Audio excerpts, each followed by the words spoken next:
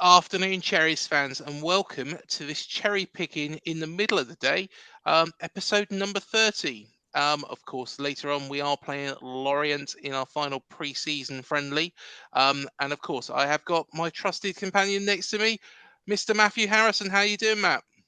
Yeah, well, good, Craig. Looking forward to the friendly this afternoon. Hopefully the weather clears up, but yeah, looking forward to a bit of Sunday evening football. Definitely, definitely. Sunday evening, Saturday evening. Saturday evening football, isn't it? Yeah. I wish you away the weekend. Oh no. Well, I tell you what, it's I think we're used to the Premier League now, aren't we? Unlike our friends who played yesterday. So yes, In sorry fairness, I did to see a say. bit of that game yesterday, and they didn't look too bad, to be honest. But Personally, I think they might get out of that division at the first time of asking if they can yeah, keep all the I think players. they're favourites for second place, aren't they? So They are, be yeah, interesting. yeah, most definitely. But of course, we are doing this show today because you're wearing it. I wore it the other day on Friday, and that is the most honestly, this is one of the nicest shirts. Not just Bournemouth shirts, but one of the nicest shirts I've ever seen. Mm. Yeah, I mean, for me, it's obviously a very very nice shirt. I love the shirt. But for me, it's about the history. For Yeah. me, um, it's a nice twist on a historical shirt, Hmm. which shows a lot of important games that we obviously played in that shirt, which obviously we'll take a look at some point. Um, but yeah, for me, it's about the history, and I mean, it was the first away shirt I ever had as a kid. Was the original yellow and blue yellow coaches shirt by Patrick. So for me, it brings back a lot of happy memories. Yeah, yeah, and we will go through some of the footage as well of the games that was played in that shirt, and there was some big, big ones at both ends of the spectrum, wasn't there? Yeah, yeah. Obviously, around the time the shirt come out, obviously there was the financial worries, um, and then obviously it was our first away shirt as a community club. So yeah, there's a lot of memories with the shirt. Well, shall we get it started then? And let's have a look Yeah. at this shirt and the history of it. So, a return of a classic icon. So, let's have a look and go through to the first bit. So, of course, this was the original shirt. Matt, go on, you talk through it. Yeah. So obviously the original shirt was worn by the players between 1996 and 98. The kit manufacturer at the time was Patrick. The shirt sponsorship, obviously yellow coaches, obviously was the main reason why it was yellow and blue. Obviously there was a yellow coaches away shirt for the 95-96 season, which was an all yellow shirt with yellow coaches across the middle. Hmm. Then the following season, when Patrick took over from Lecoq Sportif, it became a yellow and blue half shirt, which is obviously what Eddie's wearing there in the picture. The sponsorship did change. There was a period where the shirt was sponsorless as well. There was a couple of games where the players actually wore the shirt without a sponsor on it, before Seawood Rover MG took over, who at the time was the home shirt sponsor. Um, Also, what I like about the shirt as well is that the old player squad numbers on the back of the shirt was red. Now, with this new shirt, this new version, I'm hoping that the indication of the AFCB on the neck of the shirt being red is an indication that we'll have red squad numbers on the new one, which I believe they probably will do because um, white will show up, but I think red will show up a lot better. So I'm pretty hopeful that we should have red numbers and letters on the shirt. I did have a little play around actually with regards to the shirt when it was first released, and it did look like it was going to be white numbers, but I Uh, haven't seen a shirt actually printed as yet. So we shall see. We shall see on that front. well, yeah. But yeah, that was a part of the star which I loved.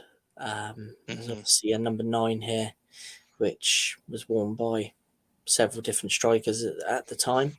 Um, but yeah, that was just it was obviously really fitted in well with the yellow coaches having the red outline on the sponsorship, and obviously then when Seaward was on the shirt, that also had red, so it kind of all fitted in nicely together.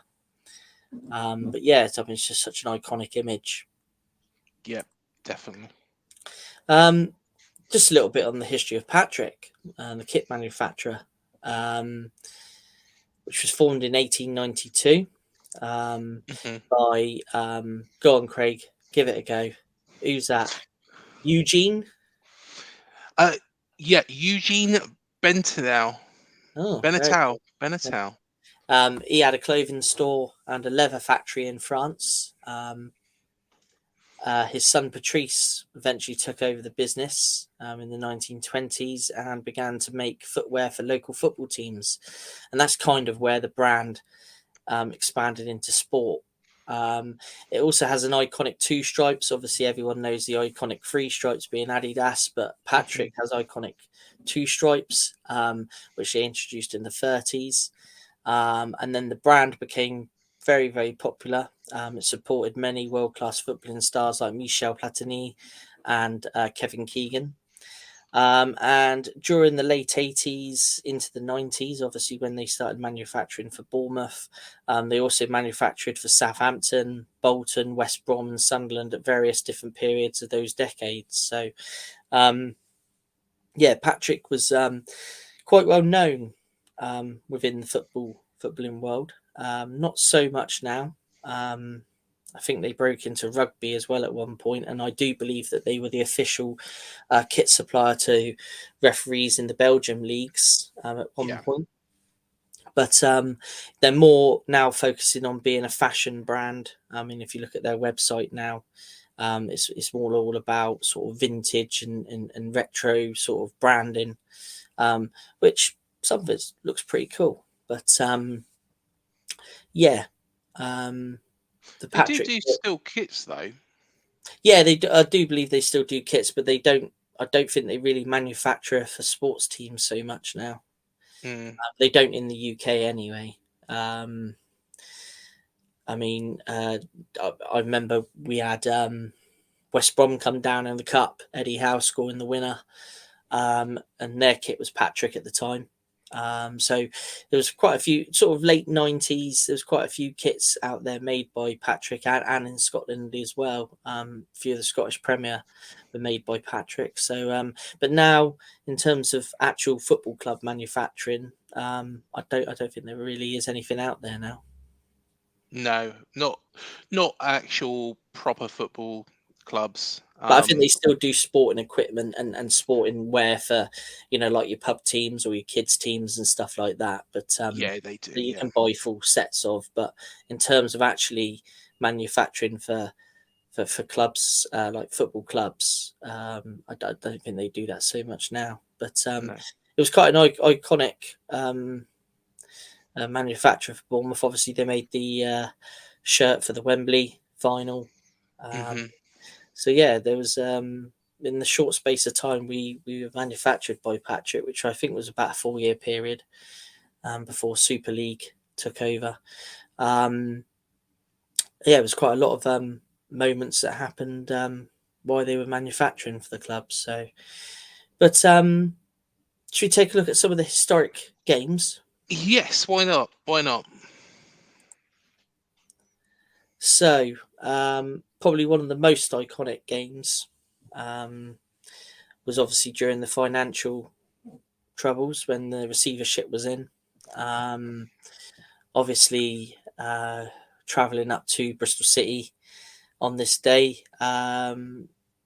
we pretty much all thought that it possibly could have been the club's very, very last game in existence. So we travelled to Ashton Gate, obviously with the shadows of the financial ruin hanging over us. City were chasing promotion, I believe. They were doing well. So no one gave us any hope of winning, in which could have been the club's last ever game. But yeah, there was a heroic performance put in by everybody that day, everybody in a Bournemouth shirt, and it was up to centre back Coxey to head home the winner. But then we do have some footage of a game, which was from the following season, after we became Europe's first community club. And we frustrated City with a 1-1 draw. Coca-Cola Cup trip to Leeds in midweek. Victory today is a must for 17th place City. Joint favourites for promotion at the start of the season, John Ward's men won't want any more daylight to open between themselves and the early pace setters. One change today sees Rob Edwards restored at the back. Scott Patterson makes way. Only a supreme display of fan power saved Bournemouth from bankruptcy last season, the Cherries becoming the first community-owned club in Europe. Briefly top of the table after 4 matches this term, their form has just dipped in recent weeks. The visitors also make one defensive change to their lineup, Eddie Howe coming in for Frank Rolling. It's Bournemouth in a change kit of navy and yellow who get the game underway. 3 straight defeats for City, hardly the ideal preparation for this afternoon, although John Ward does say it's far too early to be talking about crises here at Ashton Gate. City have the first throw of the day. And the referee from the West Midlands is 39-year-old Mick Fletcher. Gota nicely done for Gary Hours. Now Torpy's making his way into the middle. Cox with a defensive header. Helped out by O'Neill, but this is Hewlett for Bristol City. It's a good start. Unfortunately, straight at the goalkeeper. And a bright opening by the home team. Certainly some good link-up play there. Eventually fell to Hewlett, who struck the ball well, but couldn't beat the keeper. And Hours and Tisdale got their wires crossed. And now here come Bournemouth with Steve Robinson. Only Fletcher up with him. This is Fletcher. And a chance for Bournemouth. Good save by Keith Welsh. Oh, what a warning for the home team. Bournemouth very quick on the counter-attack there after City were caught in possession. And in the end, it was Fletcher testing the keeper low down to his left. Good save.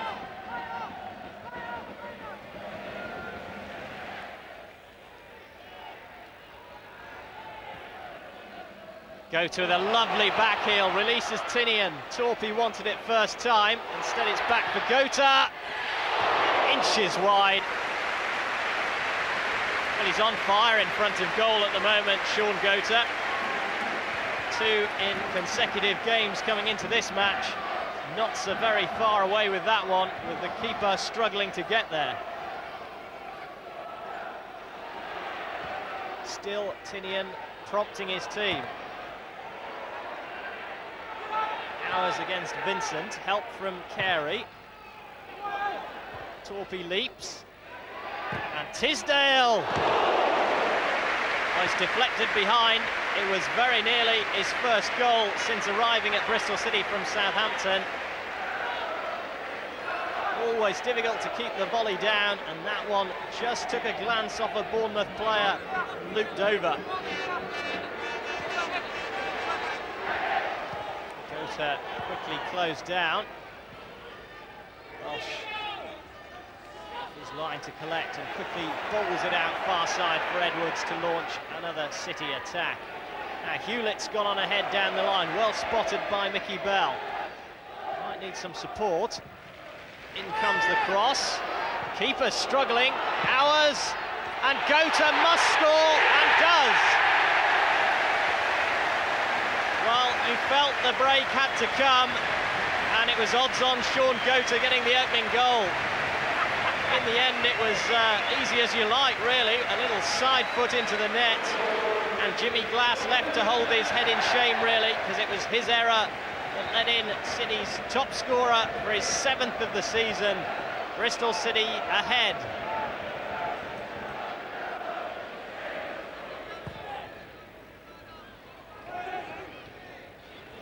Torby hoping to find Hewlett. Bournemouth in disarray just for a moment. Taylor took no prisoners, including his own teammates as he got that one. This is Bell. Can we have a final flourish from City in the first half? Very nearly. Mickey Bell still looking for his first goal for the club. Only a whisker away. He's got a good left peg on him. And that one just whistled past the post. Hewlett. Neatly done. Not so by Gota, although he did well to snake out a foot and retain possession.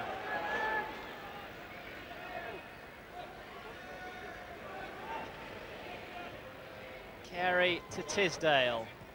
Torpy now to Hewlett. Well, he had to take it early, Matt Hewlett. It's not his best side, his left foot. But, willing to swing the boot and try his luck. Just clearing the far post.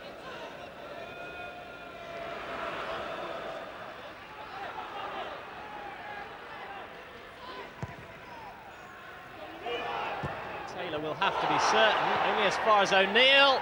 Chipped towards the empty net. Well done, Lewis Carey.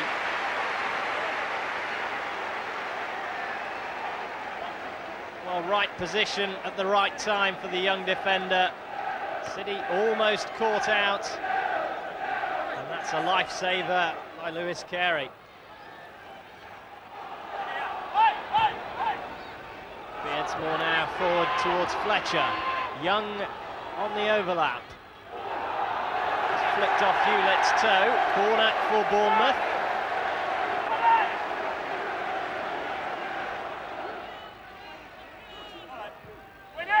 Bailey. Flying header, saved by Welsh. Eddie Howe not so far away from a Paul Scholes-like goal, really. Flung himself at the ball as it came in. Good touch, diverted it goalwards. Excellent save.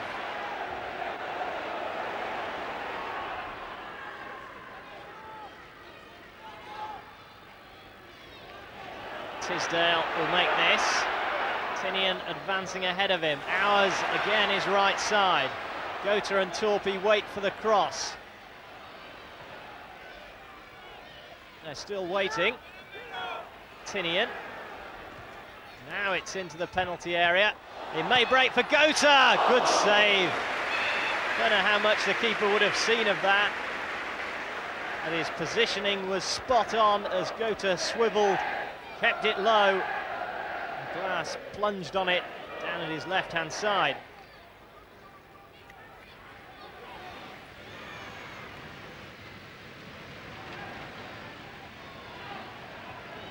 Brissett to Robinson, took it well. Robinson shot in off the post. Bournemouth are level. And you have to say their second half display has merited an equaliser.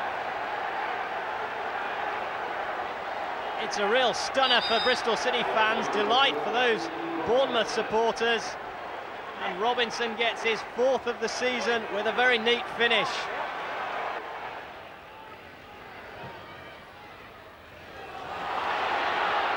Torpy bearing down on the goalkeeper. Now, did he take that out of the area? The assistant is flagging. That could well be a Bristol City free kick. There's about a minute left on the clock. The ball right on the edge of the penalty area. Tinian to take. Well, it was Torpy who was a whisker away from being a debut hero. His first full game at Ashton Gate. And he flew towards the ball on the far post, but it just had too much pace for him. And it's behind for a goal kick. 2.5 minutes of stoppage play already. And And there goes the final whistle. It's a big disappointment for Bristol City and their fans. They've seen another 2 points slip away. A tale of two halves, really. City dominant in the first period. Sean Gota firing them ahead on 25 minutes. Fair play to Bournemouth. They came back in the second period, and their top scorer, Steve Robinson, rolled in his fourth of the season to earn a share of the spoils. I mean, that City footage we just watched there, that's you could see how Bournemouth really frustrated City on that day, and you can see how we dug in there. Yeah, good memories that. I remember being at that one quite some time ago. But another game that's iconic in the history of the shirt is this one. Now, this was the summer after we became a community club. So this was our first game, and we travelled to Northampton.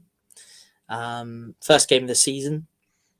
At the time, I think it was quite funny for Bournemouth first game of the season, because from remembering back of being a youngster, I don't remember winning many of the first game of the season. So for us to go to Northampton, and nice little ground that they got there. Obviously not been there for quite some time, but used to be a nice ground to go to. But yeah, what sticks out for me from this game was, two screamers of a goal. Which we'll see in a second. Jamie Vincent and Big Fletch. Fletch, everyone says Fletch could score a header, but I tell you, as we all know, when he can hit it with a volley, he can score. And it was one of those moments where he's hit it sweetly with his foot and it's flown in. So I reckon let's take a look at the footage. Yep, let's do it. Northampton are still coming to terms with life in Division 2. Their Wembley success is no more than a distant memory. They were killed off by 2 goals in 6 minutes. Jamie Vincent with Bournemouth's first. He missed much of last season and is clearly intent on making up for lost time. Steve Fletcher's spectacular second put the result beyond doubt, and having emerged from a financial crisis that threatened to sink the club. And there we are. There's the footage of that Northampton game. And those goals, they couldn't have been hit any more sweeter, could they? Really? I know. He scored quite an important one, didn't he, as well? Some 11 years later. Yeah. And he scored another very important one in 2003 with his foot, didn't he? So yes, he did. yeah, fantastic. And nice, great memories of a good away day. That is, really is. Let's have a look at another couple of fixtures. Notts County. So yeah, 2 fixtures there, which we won in the shirt. Coxey again pops up with a goal. I think that one might have been a volley as well. We'll have a look on the footage in a second. And David Town, which is a name that a lot of long-standing supporters will remember. He come off the bench in the fixture 4th of the 2nd, 97. He come off the bench and scored the second goal during that game. The 2-1 win, we conceded a penalty. Yes. If I remember rightly. There was a penalty that Notts County scored. I think that might have been the equaliser. I think we were 1-0 up, if I remember rightly. I think maybe a Robbo. I think Robbo and a certain man called Mohammed Bertha, which a lot of long-standing Bournemouth fans will remember. A big powerhouse of a player. And I can remember him scoring a free kick at Dean Court, and Jesus, can he hit the ball? It was one of those that you would never stand in the way of and take your head off.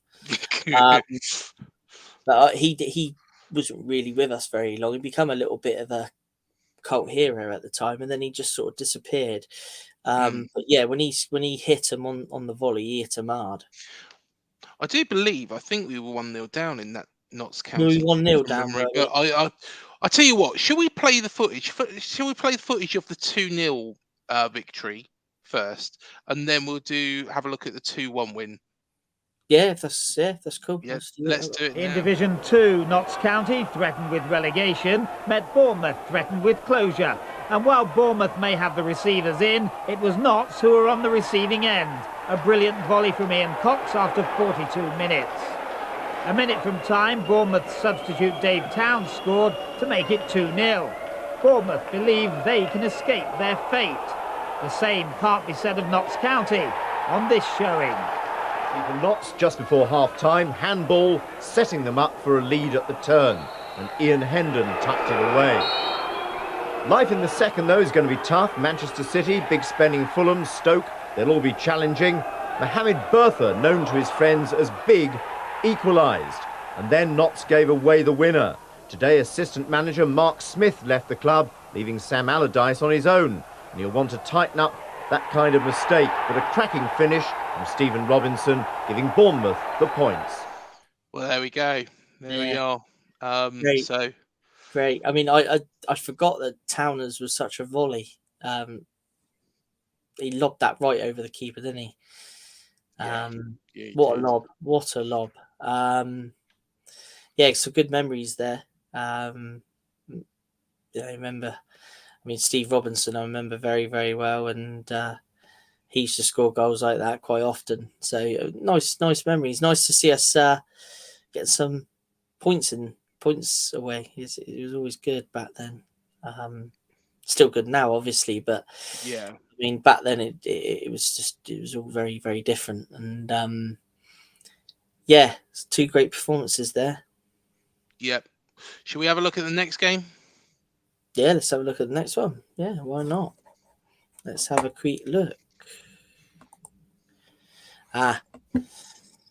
Yeah, so another key match was the Auto Windscreens Shield Area Final, which obviously we did cover in a special on Wembley that we did. Yeah, we did. But yeah, great night, great night, and one of the last outings in the iconic kit. But yeah,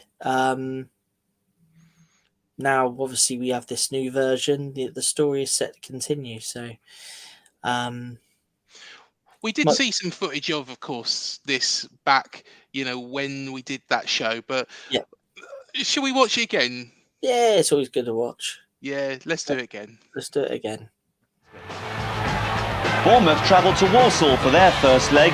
Frank Rolling found some space to nod the visitors into the lead. And Russell Beardsmore was then on hand to make it 2-0.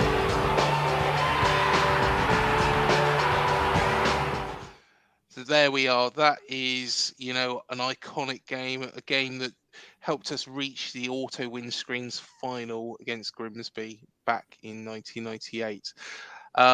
So some great memories there in this shirt. So much history that was made by this club. A lot of people turn around and look at, Bournemouth and think, like, small club, the history. But then again, history isn't all about, playing in the top leagues. And that's what this shirt means for us, is it was those days where it was a struggle, but we achieved. Yeah, very much so. And, it's now time to make some new memories in this shirt. Yep. Let's have a little look at this one then. So, yeah, new era, same colour. There we are. There is the photo shoot from this new shirt. And I tell you what, it's just a beautiful shirt. It's just a beautiful shirt. Yeah, it is. I mean, Umbro have really done a respectable version of a classic. Yeah. Completely agree there. Umbro, like I've said on podcasts here before, Umbro have never, I don't think, ever done a bad shirt, really. And from their away perspective, I've liked them all. I could rank them in order, but there's not one Umbro away shirt that I've not purchased. But this one, obviously, they've respected the history of the shirt, the previous design. Obviously, the yellow and the blue half, but obviously they've done that. How would you describe that pattern? How it sort of blends into the they've obviously done a modern twist on it, which obviously you've got to bring things up to date. There's no good, obviously, producing a complete replica of the previous one. Because obviously it is a bit dated in terms of what football shirts look like now. I like what they've done with the V-neck. It's very similar to the original, but obviously they've dropped the collar, which I can understand. You don't get a lot of collared football shirts these days. I mean, I do like a collar on a football shirt, but They're a bit irritating though, aren't they? Collars? Well, they were years ago. I mean, I remember the old Lecoq Sportif home shirt with Frizzell on it, and when I had that as a kid, and the collar used to itch my neck, something chronic. But now with the way they make the shirts now, it's totally different. But when you look at it, I like obviously what they've done with the sleeves and the yellow trim around the sleeves. The back differs to the old one.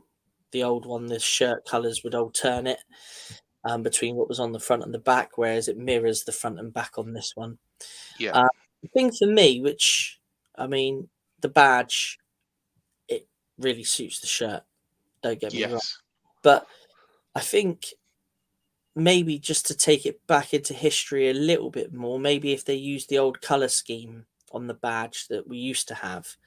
So the red background with the white stripes and the AFC Bournemouth, with the white background and written in red. I'd like to have seen what the shirt would have looked like with that on, sort of like the old badge colours at the time, just to see what it would look like. But obviously the yellow and blue on the badge is obviously what Umbro and what the club has done on the away shirts for a long time. That the badge kind of mirrors the color scheme of the away shirt. But in terms of the first moment I saw it, obviously there was leaked images, wasn't there? There was.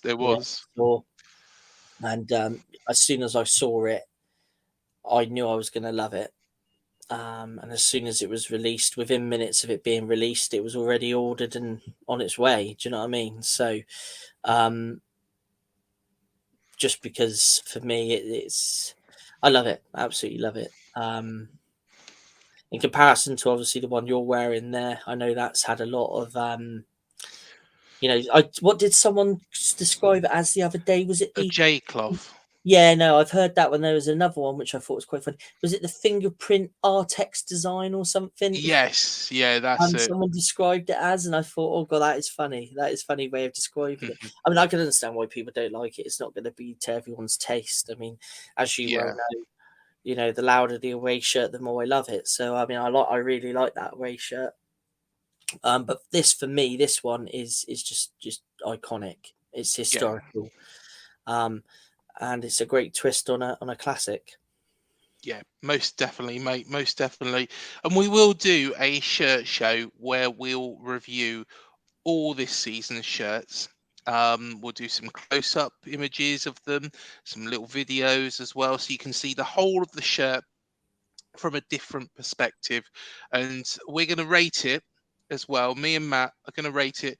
Firstly, what our initial thoughts were, because I was quite harsh probably on the shirt that I'm wearing initially, and then what we thought when we saw it in person.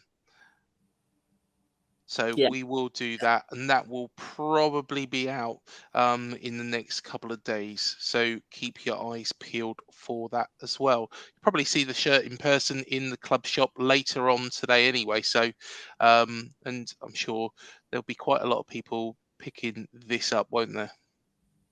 I would imagine so. I mean, it's going to be a big hit with the long-term support. And the people that can remember, us wearing these colour schemes away, back in the day. So I mean, it's going to be a big hit with them, and for the new fans as well, and for the youngsters. I'm sure it's going to be a very, very big hit. So. I mean, a lot of people are arguing whether it should be the third shirt or whether it should be the second shirt. I probably agree with that. It should be the second shirt, really, and the one you've on should be the third shirt, I think. But to be honest, they call them second, first, and third shirts these days, don't they? But I mean, to be Yeah. honest with you, it depends on who they're playing and where they're playing. I mean, they could end up wearing this one more than they're wearing the one that you've got on. Mm. I think like last year, the black shirt we wore more than we wore the actual second strip, didn't we? So, Well, exactly. you know, they should Exactly. just be called away strips, really, shouldn't they? You know, these second and third strip stuff. I can imagine teams like, say, for example, the Wolves, we would probably play in this one. But I think there will be a number of outings for the third kit. And I've got to agree. I think, it really should have been the away shirt. This one should have been the third kit. And Yeah, I mean, Liverpool will obviously be in the one you've got on. yes, And then Brentford, I would imagine we'd be in this one because yeah, obviously it's darker, whereas your one, you know, they could argue may clash a little bit with their lighter colour. So yeah, I mean, yeah, we'll have some outings in this shirt. I'm very, very looking forward to us playing in it. So yeah, looking forward to it. And obviously the first outing later on today, in a couple of hours' time with Llorente. yeah, definitely. Just a quick reminder as well, we have put up a number of videos about this, but do get involved in the Fantasy Football League. All the details are scrolling down at the bottom for you as well. Do remember the code. The code will appear on the screen as well. And you need the Sky Sports Fantasy Football app, not the app, the Premier League one. We're doing the Sky Sports Fantasy Football app. And like I say, you're looking for the cherry picking league, or fleague, 2698007. So 2698007. So there has been a statement, as everybody will know, from former goalkeeper Aaron Ramsdale. And this is what he said. Whenever people tell me it's brave what I've done pursuing this football dream, I just laugh. Oliver is the real superstar of the family. He's the brave one. 3 weeks before he was supposed to leave for uni in Bedford, he told my parents that he had a change of heart. He didn't want to become a PE teacher. He wanted to chase his real dream and go into do drama school. So he literally packed up everything and went to London to pursue a totally different life. But that's not the bravest thing he's done. That's not why I admire him. My brother is gay and he's lived his life in an open and authentic way since he went off to school. I'm so proud to say he's my brother. I haven't talked to him about it before, but with everything going on in football right now, I thought it was important to mention. Oliver is a lot like me in many ways. He's a regular bloke, loves football, loves knocking about with his mates, loves the Gunners. He's proud of me, and I'm really proud of him. Over the years, I've probably bit my tongue a few too many times, both in the dressing rooms and on social media. Whenever I hear homophobic comments or stupid things being said, and I think maybe my brother has done the same, thinking it would make my life easier. Well, that all ends today. For me, I can obviously dream about winning the league and parading the trophy through North London for sure. World Cup, Champions League, I've got all those dreams, but those are all football dreams. As a person, I have another dream. I want this game to be, I love, to be safe and welcoming place for everyone. I want my brother Ollie or anyone of any sexuality, race, or religion to come to games without having to fear abuse. And when we lift the trophy at the Emirates Stadium, I want my brother to be there with me. What could the trolls tell us then? Not a thing. Love you, bro, Aaron. So that is a statement from Aaron Ramsdale. And we do have a fan of Arsenal and a very good friend of the channel with us, Manny, who is going to give his thoughts on this. Craig, thank you very much indeed, and thank you, Matt, also for being doing the work you do with Craig, and a wonderful introduction that. of a player, obviously, who cares about his family a great deal. Aaron, I would say, has had a mixed time since coming to Arsenal in terms of the reception he's got from the fans. He has his share of fans. He has his share of people who don't really, rate him that highly as a footballer. But as a person, I'm sure, from what I've been told, I mean, I have to sort of gather this because I certainly don't see the happenings of the team on a day-to-day basis, given where I am. He seems to be a pretty good bloke and a decent guy. And the stand that he's taken right now, especially to make sure that we root out homophobia and other forms of hatred in football, is a stand that has to be taken. Because it's not just homophobia, anti-Semitism, any form of racism, any abuse towards minority communities or affected communities is absolute poison, and we must stand against all of it. And homophobia is definitely something which we pride ourselves for taking a big stand against. And the fact that we still to this day have people who see it fit to make homophobic chants at football grounds and demonize people for daring to be different and daring to be open about their sexuality is quite disgusting. I am especially happy to see a lot more footballers feeling courageous enough to come out of the wardrobe or come out of the closet, to use that term, and announce that they are in fact gay and make sure that they are committing themselves to living their best and most honest life. And we have to make sure that we applaud that.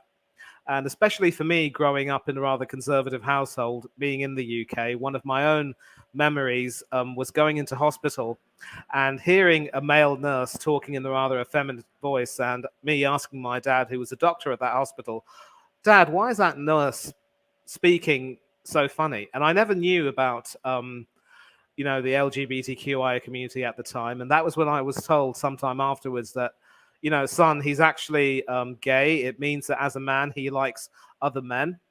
And I found out that nurse by the name of Jim McCall Smith, who worked at Joyce Green Hospital in Dartford, which is, of course, now no more. It's since relocated to Dartmouth Park, I believe, which is not too far from Dartford. He moved to Canada, emigrated there, married his fiance, and the two of them have since been living a very happy life from what I last heard. And it is important that we recognize that people from the LGBTQI community are human beings just like the rest of us, who have a right to live the way they want to live and love who they want to love. And they deserve the same level of respect as we would give other people.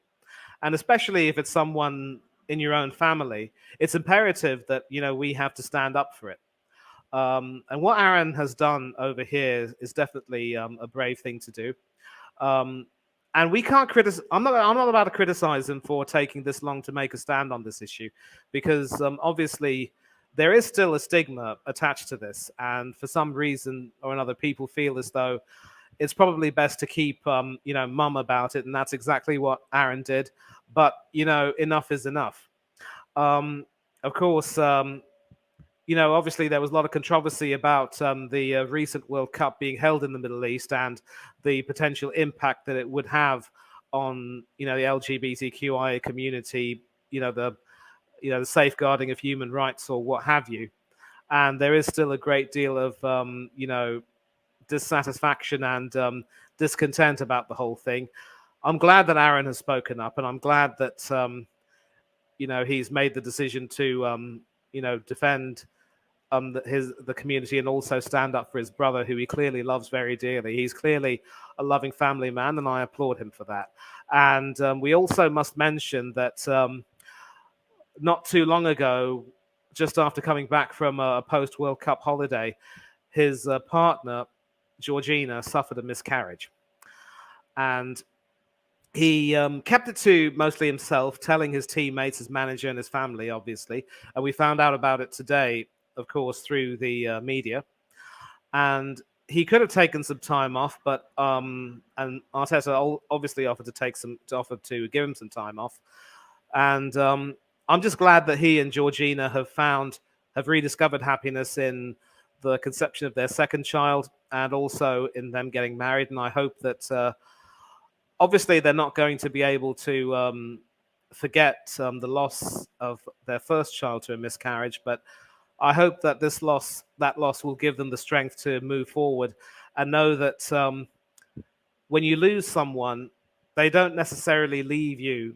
They may leave you physically, but emotionally and mentally, they stay within you. And I hope that they will have the strength to carry on and move on. And all I can say is, Aaron, I'll be honest and say that you've still got a long way to go to convince me as a player, but as a family man and a person, you've definitely done well, you've done right, you've done good, and I applaud you for the stand that you've taken. I applaud you and Georgina for the courage you've shown in trying to be able to move on from that tragedy. And I wish nothing but happiness and continued contentment in your life off the field. And it's another reminder that football at the end of the day is just a game. There are so many more important things than just trying to stop a ball from going into a football net or trying to score more goals to win a match. It's things like this that help keep things in perspective. And we need to stand up for one another. We need to stand up for those who are close to us. We need to stand up for those people who are not so fortunate as us. So well done to you. And I wish you a good season, but more importantly, I wish you and your entire family nothing but love, contentment, and happiness. And I hope that you will all move forward together and just continue being your best selves and loving life and enjoying what life will bring you, and continue to be blessed and happy. So one love to you as always, and as always, up the Gunners, and good luck to you for the season. Cheers, mate. And there we are. That was Manny's thoughts on a very, very brave, brave release from Aaron Ramsdale, but a release that he deserves incredible credit for. And full kudos to him for doing that as well and standing up. Unfortunately, sport nowadays, and as it always has been, has had people that have made these comments and been nasty because of people's beliefs or people's race or their sexuality or anything like that. But it's time for football to change, and by people like Aaron Ramsdale, who of course was former Cherries goalkeeper, standing up and making this statement on, because he didn't need to do this, did he, Matt? He didn't need to do this, but he made this statement to actually make a point and stand up against those people that do make hurtful comments. That it's not right, and everybody should be accepted in football. Absolutely. In this day and age, everyone should be able to go to games and not fear, any abuse or anything like that. So yeah, very pleased that Aaron's been open and put that statement out. Yeah, definitely. I think that's where we should end it today on this special cherry picking. Of course, the last game of our pre-season against Lorient later on, and then it is to the game against West Ham, and I can't wait for that next week. No, I can't wait for that. It's going to be nice to have Premier League football back. It's going to be interesting what our new gaffer can do with the players. Yeah. What we've seen so far, and obviously what we'll see today is obviously just a little taster, but it's down to business next weekend. And also next week on Cherry Picking, we'll have a special guest joining us. So we will do. Tuned. Keep your ears peeled. Make sure you hit that subscribe button, that like button, and share this video. And make sure that you follow us as well on Spotify. We are the Talksport Fan Network channel for AFC Bournemouth as well. Do make sure that you do follow us. But until the next show, up the cherries, and we'll see you then. Thank you for joining us.